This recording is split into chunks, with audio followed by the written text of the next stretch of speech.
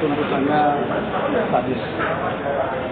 Dan ini membenarkan, bahkan mungkin lebih banyak orang yang tidak pernah sidang gitu, yang hadir hari ini. Dan percuma kita membuka fakta-fakta sidang, menggali keterangan saksi, menguji alat bukti di persidangan, kalau kemudian desainnya adalah kembali seperti desain awal, bahwa ini harus dihukum seberat-beratnya, bagaimana ada target-target tertentu di dalam itu berjalan. Jadi melihat pertimbangan yang disampaikan oleh JPU tadi, dia mengakui ada testimonium de auditu, tetapi meminta kepada majelis hakim biar itu tetap dipakai gitu. Bayangkan, mengakui ada testimonium de auditu. Kemudian dia menyebutkan bahwa ada dua keterangan yang dihadirkan oleh yang bersangkutan, namanya disebutkan juga sebagai pemberat, tetapi keterangannya tidak diakui. Padahal mereka ini yang memberikan keterangan saksi berderet dengan korban, di mana tempatnya dan sebagainya. Dan saya kira ini kalau boleh mungkin tuntutannya lebih pada itu, mungkin lebih pada itu juga. Ini kan sama sekali tidak ada pertimbangan lain. Kalau yang bingung kan tidak ada semua, pokoknya gaspol itu 16. Jadi penasihatnya juga ada bedisen. Ya memang dari awal kan sudah kita lihat cara penggarapan kasusnya kan sudah begitu. Jadi bahwa ini dilengkapkan seperti ini, ya saya nggak tahu apakah di ruangan sidang ini masih ada pengadilan atau penghakiman nanti di ujungnya nanti. Karena kalau namanya pengadilan, adil itu adalah menguji alat bukti, saling berkesesuaian atau tidak. Bayangkan, disebutkan ada peristiwa yang kedua yang sehingga menyebabkan kejadian berulang. Jadi kena pasal 65 ini kan kejadian berulang, sehingga ditambahkan sepertiga. Itu peristiwanya disebutkan dia datang ke sana begitu saja, tidak diakui keterangan saksi yang dicatut namanya.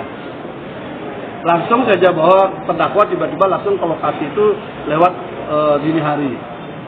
Padahal keterangan saksi di persidangan dan disebutkan di dalam dakwaan nama-namanya jelas mengatakan peristiwa itu tidak ada. Jadi tidak penting lagi ada saksi hadir menjelaskan fakta yang ada di persidangan kalau seperti ini.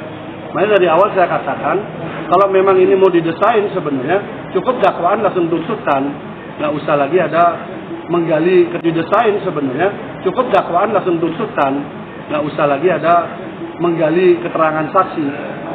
Udah apa kita menggali keterangan saksi kalau kemudian keterangan saksi di atas sumpah tidak dipakai.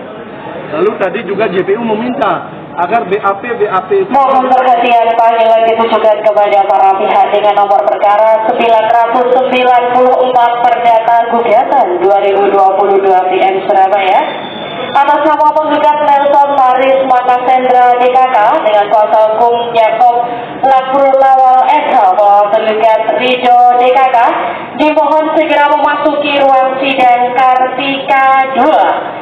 Sekali lagi panggilan ditujukan kepada para pihak dengan nomor perkara 994 Perdata Gugatan 2022 PM Surabaya atas nama penggugat Nelson Maris Makasendra dengan kuasa hukum Yakob Lakrulawal SH bahwa penggugat Ridho DKK dimohon segera memasuki ruang sidang Kartika 2. Terima kasih. Jadi BAP pun dimintakan oleh JPU untuk dipakai juga sebagai alat bukti. Untuk apa kemudian JPU mengurangi saksi kalau memang mau menghadirkan BAP itu mau diuji, kan begitu. Ada 40 saksi, oleh JPU 16 sudah ditutup, kita yang minta biar dihadirkan lagi yang lain. Tapi di persidangan tadi meminta selain saksi testimonium de auditu untuk dipakai, juga meminta BAP yang tidak dipakai di sini agar dipakai juga. Ini kan sesuatu yang bagi saya yang membingungkan gitu loh. Satu sisi dia tidak mau menghadirkan yang di BAP sebagai saksi, di sisi yang lain minta itu dipakai. Padahal kan harus kita uji di sini kan. Ada upaya pembelaan Pak Gede? Otomatis minggu depan kita pledoi. Pertanyaannya masih adakah ruang-ruang keadilan di situ? Karena ruangan ini pun juga teman-teman tahu sendiri kan. Bagaimana ruang PN bisa dipakai podcast oleh oknum tertentu untuk menekan kekuasaan dan sebagainya gitu.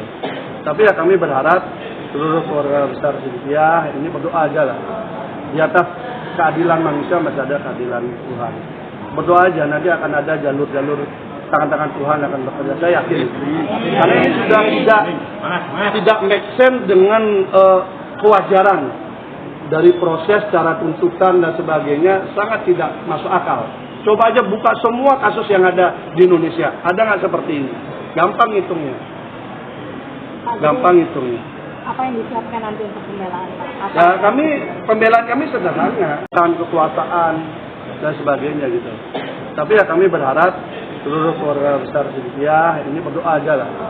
Di atas keadilan manusia masih ada keadilan Tuhan. Berdoa aja, nanti akan ada jalur-jalur tangan-tangan Tuhan akan bekerja. Saya yakin.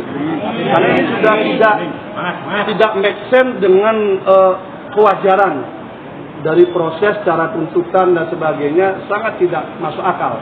Coba aja buka semua kasus yang ada di Indonesia. Ada nggak seperti ini? Gampang hitungnya. Gampang hitungnya. Apa yang disiapkan nanti untuk pembelaan Pak? Ya, pembelaan kami sederhana, yaitu apa yang menjadi fakta sidang. Fakta sidang aja, karena memang mengukur kebenaran, keadilan, benar tidaknya peristiwa itu kan di fakta sidang, bukan di tempat lain. Kalau di tempat lain untuk apa gitu loh? Ini satu orang yang mengaku korban loh, satu orang yang mengaku korban dengan tuntutan sebesar dan setinggi itu. Silakan saja, wajar atau tidak wajar, wajar atau tidak wajar. Itu kita ukur aja ngerasa keadilan kita.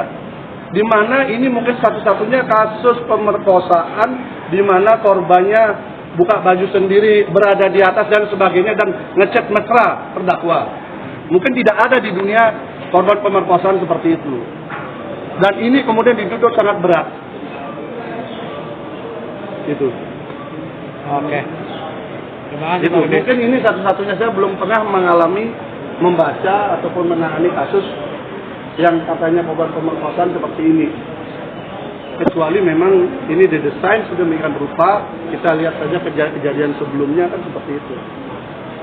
Pada saatnya nanti kebenaran harus mencari jalan sendiri. Masih ada waktu, kita tinggal lihat saja.